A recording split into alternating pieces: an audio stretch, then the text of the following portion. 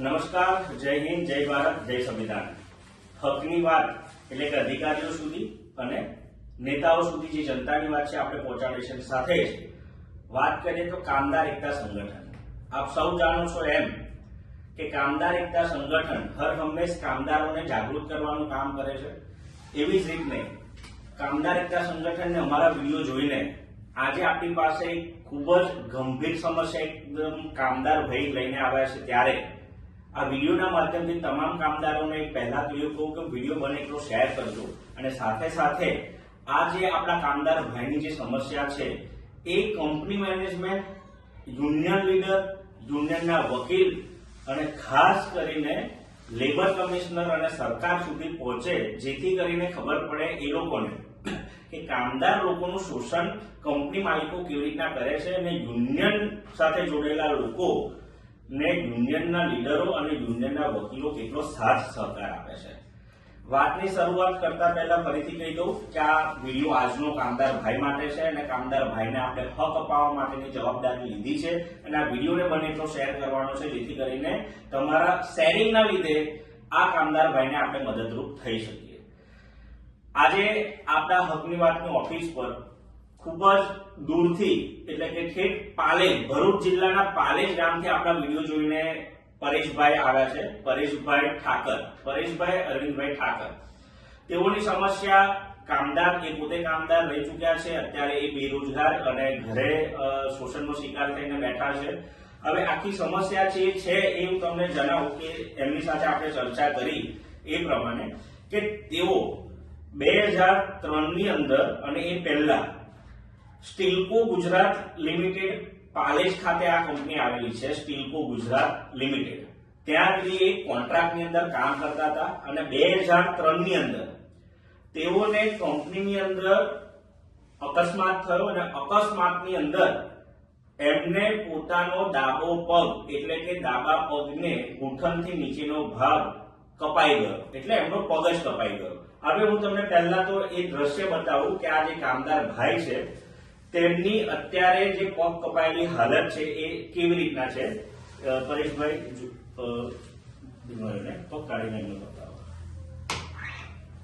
આ જુઓ, આ એમનો પગ અત્યારે કપાયેલી હાલતમાં છે।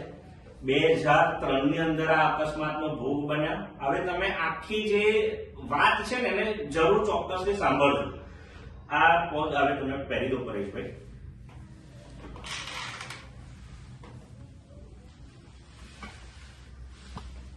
તમે જોયું કે પરેશભાઈનો પગ સ્ટીલકો ગુજરાત લિમિટેડ કંપનીની અંદર 2003 ની અંદર અકસ્માતની અંદર કપાયો। ત્યારબાદ પરેશભાઈને વિશ્વાસમાં લેવામાં આવ્યા કે તમે કોઈ પણ જાતની પોલીસ ફરિયાદ કરશો નહીં, તમને કંપનીની અંદર કાયમી ધોરણે નોકરી પર લેવામાં આવશે અને એમનો જે પગ કપાયેલો છે એ પરિસ્થિતિની અંદર એમને વધારે લોડિંગ ના કરવું પડે તેવી જવાબદારીના ભાગરૂપે એ લોકોને વિશ્વાસ આપવામાં આવ્યો કે તમને કાયમી કરવામાં આવશે। અને ત્યારબાદ 2004માં એટલે કે 5/5/2004માં પરેશભાઈને કંપની દ્વારા કન્ફર્મ લેટર આપવામાં આવ્યો એટલે કે કાયમી ધોરણે એમને ફરજ પર લેવામાં આવે। આ ખૂબ સારી વાત કહેવાય। ત્યારબાદ થાય છે શું કે 2019 ની અંદર આ કંપની બંધ થઈ જાય છે। કંપની બંધ થઈ જાય છે ધેટ મીન્સ કે કંપનીનું જે મેનેજમેન્ટ, પ્રોડક્શન બધું બંધ થઈ જાય છે અને ત્યારબાદ આ કેસ જાય છે NCLT અમદાવાદ ખાતે અને ત્યારબાદ 2019 થી લઈને તમે જુઓ તો કંપની 2019 માં બંધ થઈ અને ત્યારબાદ આ લોકો તમામ કામદારો, પરેશભાઈ કેટલા કામદારો હતા તમે છૂટા થયા ત્યારે? 180 જેટલા કામદારો 2019 ની અંદર રસ્તે રઝળતા થઈ ગયા। ત્યારબાદ NCLT દ્વારા ફરીથી આ કંપની ચાલુ કરવામાં આવે છે 2023 ની અંદર। 2023 એટલે 19 થી 23 તમે જુઓ 4 વર્ષનો ગાળો।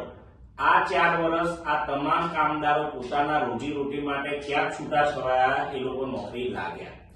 ત્યારબાદ 23 ની અંદર NCLT એ હુકમ કર્યો કે આ તમામ કામદારોને આ કંપનીની અંદર પરત ફરજ પર લેવામાં આવે। છતાં પણ સમજો વાતને એનસીએલટી ના આદેશ પ્રમાણે એ લોકોને કંપની પર ફરજ પર લેવાની જ્યારે નોટિસ આપી તે છતાં પણ 2023 માં કામદારોને નોકરી પર લેવામાં ના આવ્યા અને આ લોકો જોડાયેલા હતા રાષ્ટ્રીય મજદૂર સંઘ ભરૂચ યુનિયન સાથે. આ ખૂબ જ મહત્વનો ભાગ ભજવે છે રાષ્ટ્રીય મજદૂર સંઘ ભરૂચ કે જેઓના યુનિયનની અંદર આ લોકો હતા એવું પરેશભાઈનું કહેવું છે. અને ત્યારબાદ યુનિયનના લીડર અને યુનિયનના જે આગેવાન જે વકીલ સાહેબ છે તેમના દ્વારા તમામ લોકોની ટીમે અમુક કામદારોને એવું કીધું કે તમને કંપનીમાં લેતા નથી તો તમે એકવાર કોન્ટ્રાક્ટમાં તમે આ જ કંપનીની અંદર પોતાની ફરજ પર ચાલુ થઈ જાઓ પછી તમને કન્ફર્મ લેટર મળી જશે.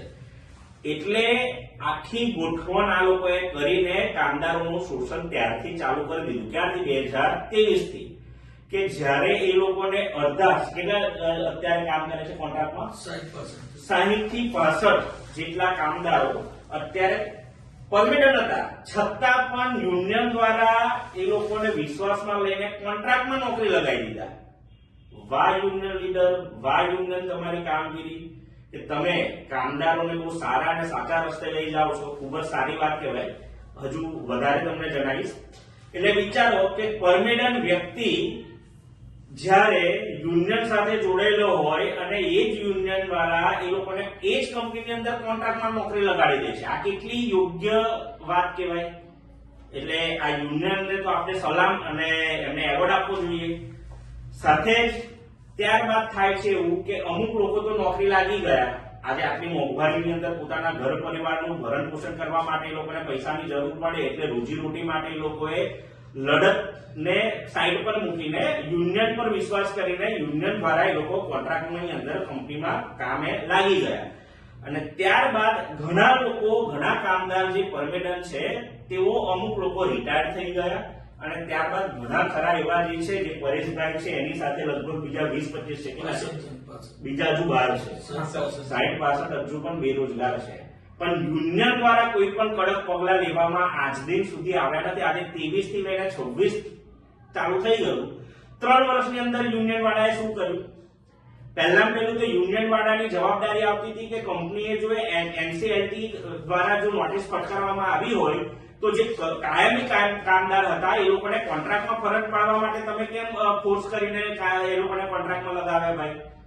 બીજી વાત, જે આ પરેશભાઈની વાત તમે પર્ટિક્યુલરલી પરેશભાઈની વાત કરું તો પરેશભાઈ તો ત્યાં અકસ્માતનો ભોગ બનનાર હતા. એમની ભૂલ માત્ર ને માત્ર એ હતી કે પરેશભાઈએ પોતે કોન્ટ્રાક્ટમાં નોકરી ના લાગીને મને મારા હકનું એટલે કે હું કાયમી છું, મને કાયમી ધોરણે મને નોકરી લે એ રીતના એમના પ્રયત્ન હતા ને એમને આગેવાની કરી એમની ભૂલ. એટલે આજકાલ કંપનીઓ વાળા શું કરે છે કે જે પણ પોતાના હક માટે અવાજ ઉઠાવે કે કોઈ પણ કામદારને જાગૃત કરવાના પ્રયત્ન કરે એટલે એ જે આગેવાનો હોય ને તેમને ગમે તે રીતના એ લોકો ગમે તે રીતે ફસાવાની અને દબાવવાની કોશિશ કરે અને એમને ગમે તે રીતના આ રીતના શોષણ કરવાની વાત કરે. માટે તમને કહેવા માંગુ કે હવે વાતની શરૂઆત એ પ્રમાણે કરું છું કે જ્યારે યુનિયન દ્વારા આવું શોષણ કરવામાં પોતે જ શોષણનો શિકાર કામદારોને બનાવતા હોય તો એવા યુનિયન લીડરો, યુનિયનનું કોઈ આપણે કામ નથી કે જે કામદારોને શોષણ કરવા માટે મજબૂર કરે. ત્યારબાદ ઘણી બધી વાર મીડિયા સમક્ષ, મેનેજમેન્ટ સમક્ષ અને તમામ લોકો કે જે લોકો કંપનીના મેનેજમેન્ટ સાથે જોડાયેલા છે, મીડિયા સાથે, આ પરેશભાઈ પોતાના પરિવાર, 2 દીકરી છે એમના ઘરમાં, એક 10મા ધોરણમાં ભણે છે, એક 5મા ધોરણમાં ભણે છે અને અત્યારે એમને અકસ્માતના ભોગ બનીને એક એમનો પગ નથી છતાં પણ એ પોતે ઘરેથી ટિફિન સર્વિસ કરીને પણ એ પોતાનું ગુજરાન ચલાવવા માટે મજબૂર છે.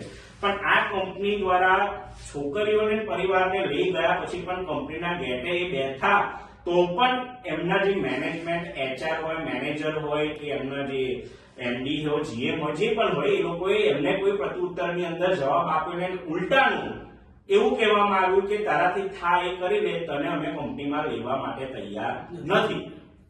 આટલી બધી તાનાશાહી સહ્યા પછી પણ યુનિયનની સાથે જોડેલા વ્યક્તિને જો અત્યારે 6 વર્ષ, 7 વર્ષથી ન્યાય માટે ભટકવું પડે, આ ખૂબ જ દુઃખની વાત કહેવાય.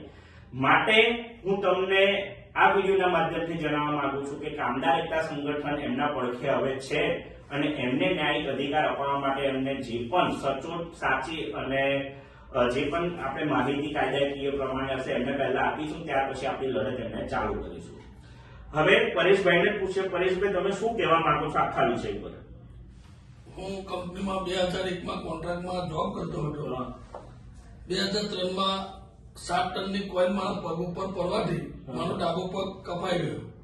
તો કંપની મેનેજમેન્ટે મને કીધું કે ભાઈ તમને લોડિંગ વાળું કામ નહીં સોંપે, લાઇટ કામ સોંપીને મને વિપરીત પર કામે લાગ્યો. કામ પર લાઇટ કામ લિખિત કોઈ આપ્યું નતું કે અમે તમને બાહેધરી આપીએ છીએ કે એનો કોઈ તમામ ખર્ચ આવશે, મેન્ટેનન્સ આવશે, અમે તમને બધી જવાબદારી સ્વીકારીને તમે કામ કરો. પછી 2019માં કંપની બંધ થઈ ગઈ. એનસીએલટીમાં 23/7/2023 અમારો ઓર્ડર આવ્યો એનસીએલટી માંથી કે બધા કામદારોને કામ પર લઈ લો. તો એ લોકોએ કોન્ટ્રાક્ટ બેઝ પર બધાને નોકરી લીધા. અમને પણ કેવા ફોર્મ ભરાય કે તમે ફોર્મ ભરો, તમે હવે કોન્ટ્રાક્ટમાં રહો, પછી અમે તમને પરમેનન્ટ કરી દઈશું. અત્યારે કંપનીના માણસોને કોન્ટ્રાક્ટમાં લે છે, બહારના માણસોને પરમેનન્ટ લેટર આપીને જોબ પર લે છે. એ લોકોને ડબલ પગાર આપે છે, 50,000, 40,000, 42,000. અને જે વર્ષોથી કામ કરે એમને જૂના પગાર જ રાખે છે અને કોન્ટ્રાક્ટમાં રાખે છે. અને અમારા વકીલ સાહેબ શ્રીને કીધું કે ભાઈ આ રીતના કેમ, કે તમે હવે જોબ પર લાગો, આપણી તૈયારી ચાલુ જ છે, આપણે એની માટે લડત લડીએ છીએ. હું પણ એ રીતના 4 વાર ભરૂચ મળીને આવ્યો છે કે આપણું કામ થાય છે, થઈ જશે, પણ અત્યાર સુધીનું મારું કઈ કામ થયું નથી. અને હું કંપનીના ગેટ પર મને વકીલ સાહેબે કીધું કે તું ત્યાં જઈને બેસી જાય કે તને જોબ પર લઈ ના લે તો તને લિખિતમાં લેવાનું. તો તેના HR મેનેજર 2 ધનંજય અને અભિષેક સાહેબ આવ્યા તો મને જવાબ આપ્યો કે ભાઈ અમારા હાથમાં કઈ છે નહીં, આ બધું કોઈ રાવલ સાહેબ કરીને છે, હવે એમની પોસ્ટ શું છે મને કઈ ખબર નથી. અને એ બધું જુએ છે, તમને એ જે જવાબ આપે એના પર ડિફરન્સ છે. તમે હવે ઘરે જાઓ, અમે તમને 15 દિવસમાં લઈ લઈશું. મીડિયા સમક્ષ જયારે બેઠો ત્યારે મને રાવલ સાહેબ અમારા લીડર નવસાદભાઈ ઓલા મારી સાથે હતા, એ પણ અંદર બોલ્યા. એમને સ્પીકરથી વાત કરી તો રાવલ સાહેબ બોલ્યા કે મને 5 દિવસનો ટાઈમ આપો, હું હમણાં બહાર છું, આઉટ ઓફ સ્ટેશન, હું એમને આવીને જોબ પર લઈ લઈશ. અને એમ બીજા માણસને મારી પાસે રેકોર્ડિંગ છે એમનું, તો એવું કહે છે કે એને જ્યાં જવું હોય જે કરવું હોય તે કરી લે, પણ હું એને નોકરી પર નહીં લઉં. અને આ જે લોકો જે રિઝાઇન મૂકીને બહાર જે ગયેલા છે એમની ગ્રેજ્યુટી જે મળે છે એ ગ્રેજ્યુટીની આ લોકો પૈસા સોના માંગે છે 2%. એ ખબર ને જે રિટાયર થયેલા છે એમની અમારા વકીલ સાહેબ છે 2% ગ્રેજ્યુટી બધા પાસે. ગ્રેજ્યુટી તો સરકારી રૂલ્સ પ્રમાણે એમનું મળતર જે એમને મળવા પાત્ર હોય છે, તો પછી એ લોકો ગ્રેજ્યુટીના પૈસા કેવી રીતે માંગે છે? એટલે સીધો સવાલ એવો જ છે, ઘણી બધી ગૂંચવણો એવી છે કે કાયદાનું જાણકાર કામદારોને હોતું નથી. તેના લીધે આવા લુચ્ચા, લફંગા અને લેભાગુ લોકો યુનિયન બનાવીને કામદારોને જાગૃત કરવાની જગ્યા પર કામદારોનું શોષણ કેવી રીતના વધારે થાય ને એવા પ્રયત્ન કરે છે. સીધા જ હું આક્ષેપ કરું છું. અને આ જે યુનિયન વાળા જે ભાઈ છે એમને હું આ વિડીયોના માધ્યમથી કહેવા માંગુ છું કે યુનિયન કામદારોના હક માટે લડવા માટે હોય, કામદારોનું શોષણ કરવા માટે ના હોય. કાયમી કામદારોને તમે કેવી રીતના કોન્ટ્રાક્ટની અંદર નોકરી લગાવ્યા સાહેબ તમે? બીજી વસ્તુ કે જ્યારે જે લોકોને પોતાના હકનું, પોતાના મહેનતની ગ્રેજ્યુટી મળે છે તેના પર તમે ટકાવારી લો છો. આ ટકાવારી જે છે ને, અમારી પાસે જો કોઈ પુરાવા આવશે તો તમને સીધો પ્રશ્ન તો અમે કરવાના જ છે. આજે વાત જે પ્રમાણે પરેશભાઈએ કીધી એ પ્રમાણે ત્યારબાદ હવે આખી સ્ટોરીમાં છેલ્લો ભાગ આવે છે, તારીખ આવે છે. આ તારીખે આપણને મળી છે નોટિસ કંપની દ્વારા પરેશભાઈને છેલ્લી જે નોટિસ આપવામાં આવી 9/12/2025. આ 9/12/2025 કંપની દ્વારા આ તમામ જે રજૂઆતો પરેશભાઈએ કંપનીને કરી, એટલે કંપનીના વકીલ દ્વારા પરેશભાઈને નોટિસ આપવામાં આવી કે જે પણ તમારી માંગણીઓ છે બરાબર, તેનાથી જવાબ મળે તે તમારે ગેટ પર આવીને કંપનીને હેરાન પરેશાન કરવી નહીં. એટલે તમે પોતાના હક માટે જો માંગવા જાઓ ને તો કંપની પાસે આવી નોટિસ પણ તમને આપે ખરી કે તમે હેરાન પરેશાન કરવી નહીં તો તમારા અસીલ કે કંપનીએ તમારા ઉપર ફોજદારી કાર્યવાહી કરવાની ફરજ પડશે, તેની નોંધ લેશો. આ કંપનીના વકીલ દ્વારા ધમકી સમજો, નોટિસ સમજો આપવામાં આવી બરાબર. આ કેટલા 6-7 પાનાની નોટિસ છે. હવે ત્યારબાદ એમના જે યુનિયનના વકીલ છે તેમને આ બધી જ વાત જણાવી છતાં પણ કોઈ પણ એક્શન આજે લગભગ 2 મહિના થવા આવ્યા. 9 તારીખે આજે 7 તારીખ થઈ એટલે 2 મહિના એક્ઝેક્ટ થવા આવ્યા. પરેશભાઈ, તમારા યુનિયનના વકીલે એના પર કોઈ કાર્યવાહી કરી? ના. યુનિયનના વકીલને હું કહેવા માંગુ છું, સાહેબ તમે છે ને આવા કામદારોનું શોષણ બંધ કરો ને કામદાર માટે જો લડવાની તાકાત ના હોય ને તો આવા યુનિયનો બનાવવાનું છે ને બંધ કરીને બધા તમાશા બંધ કરો. લોકોને જાગૃત કરવાનું કામ તમારું છે, લોકોના હક માટે લડવાનું કામ તમારું છે. માત્ર શોષણ કરીને કામદારોને ભોગનારો છો તમે. અને ખાસ કરીને હવે આખી જે પ્રક્રિયા છે એની મેં પ્રક્રિયાની અંદર આપણે જોઈએ તો યુનિયનના લીધે કામદારોને કોન્ટ્રાક્ટમાં નોકરી પર ફરજ પડવી અને અમુક જે કામદારો બહાર છે એ લોકો હજુ પણ પોતાના હક માટે પોતાની ફરજ પર પોતાના ઘર પરિવાર ચલાવવા માટે હજુ ઝઝૂમી રહ્યા છે. અને ઘણા કામદાર એવા પણ છે કે એમને આ બધી પ્રોસેસની અંદર પડવું નથી એટલે ઘણા પોતાના પરિવારનું ગુજરાન ચલાવવા માટે બીજી કોઈ કંપનીઓની અંદર નોકરી પણ લાગી ગયા છે. પરેશભાઈ, તમારી શું માંગ છે કે કંપની તમને નોકરી પર લઈ લે કે કંપની તમને શું તમને આપે? તમારી શું માંગ છે? મારી માંગ એટલી જ છે કે મારા કંપનીમાં લે અને પરમાનન્ટ લેટરથી જ લે. જો પરમાનન્ટ લેટરથી નહીં લે તો હું મારા હક માટે કેટલા બી વર્ષો લાગશે પણ લડીશ. પણ જ્યાં સુધી પરમાનન્ટ મને લેટર નહીં મળે તો હું કંપનીમાં એન્ટ્રી મારું નહીં. બીજી વસ્તુ, મને પરેશભાઈ ચર્ચાની એવું હોય કીધું હતું કે કદાચ મને VRS આપવાનું કહી દે, એમની ફરજ તો ચાલુ છે, એમને તમને કોઈ છૂટા કરારની નોટિસ આપી છે? કોઈ નોટિસ નથી. એક પણ કામદારને આપી છે? ના, કોઈ નથી કંપની આપી અમને નથી. ગ્રેજ્યુટી નથી મળી તો અમે એ કે તમને છૂટા તમારા આગળના માલિક જો લેવા કરવાનો, અમારે જો કોઈ લેવા દેવા નથી. તો પછી NCLT કંપનીએ જે નોટિસની અંદર લખ્યું કે ભાઈ તમામ કામદારોને ફરજ પર લેવા, એનું તો આ લોકો ઉલ્લંઘન જ કરી રહ્યા છે સીધી રીતના. એ લોકોને જયારે મને નથી લેવો તો મને મીટિંગમાં બોલાયેલો, બરોડા અમારી ઓફિસમાં મને મીટિંગમાં બોલાયેલો, મને ફોર્મ ભરાવડાયું કોન્ટ્રાક્ટના બેઝ પર કે તમારે નોકરી આવે તો એ ફોર્મ ભરાયું. અને છતાં બી જો મને ના જ લેવો તો કંપનીની અંદર એન્ટ્રી શું કામ કરવા દે? સીધી વસ્તુ છે. એટલે આપણે પરેશભાઈને મદદ કરવાની છે, 100% આપણે મદદ કરીશું. પણ તમારી ફરજમાં એ આવે છે કે જેટલા પણ કામદાર ભાઈઓ આ વિડીયો જુએ છે, તમારી સાથે તમારા યુનિયન વાળા, તમારા લીડરો કે તમારા ઘણી બધી જગ્યાઓ પર મેં તો જોયું છે કે યુનિયનના લીડરો છે ને કામદારોનું શોષણ કરવામાં સૌથી મહત્વની ભૂમિકા એ લોકોની હોય. સાથે જ યુનિયનના લોકો કાયદાનું જ્ઞાન કામદારને આપવાનું હોય, તે જ યુનિયનના કાયદા શીખવાડવાની જગ્યા પર કાયદાના ઉલ્લંઘન કેવી રીતના થાય, કામદારનું શોષણ કેવી રીતના થાય, કામદાર પર અત્યાચાર કેવી રીતના થાય, કામદારનું શોષણ થાય તો જ એ લોકોના ઘર પરિવાર ચાલે, તો જ એ લોકોની એસી ઓફિસોની અંદર બેસવાનું મળે, તો જ એ લોકોને મોટી મોટી ગાડીઓમાં ફરવાનું મળે. આ તમામ કાગળ ધીંગા ખરા ને સાહેબ, આ કામદારો કંપનીની અંદર પસીનો પાડે છે ત્યારે તમારા આ ઘર ને પરિવાર ચાલે છે. એટલે જો કંઈ પણ ખોટું તમે કર્યું છે તો ચેતી જજો. અને હું આ વિડીયોના માધ્યમથી આ કંપની મેનેજમેન્ટ અને યુનિયનના લોકોને માહિતગાર કરું છું કે 7 જ દિવસની અંદર જો આ પ્રશ્નનું નિરાકરણ લાવવાના પ્રયત્ન જો તમે કરો નહીં તો કામદાર એકતા સંગઠન કંપનીના ગેટ પર અને કંપની મેનેજમેન્ટ અને યુનિયનની સાથે રાખીને તમારી પાસે મીડિયા સમક્ષ લાઈવના માધ્યમથી તમામ પ્રશ્નોની રજૂઆત કરશે અને એના જવાબ તમારે છે ને આપવા જ પડશે. નહીં તો અમને તમને કાયદાનું ભાન કેવી રીતના કરાવવાનું છે ને એ અમને આવડે છે. માટે તમામ કામદારો આ વિડીયોને શેર કરો. આ એક આપણા પરેશભાઈનું શોષણ નથી, આ તમામ કામદારોનું શોષણ છે.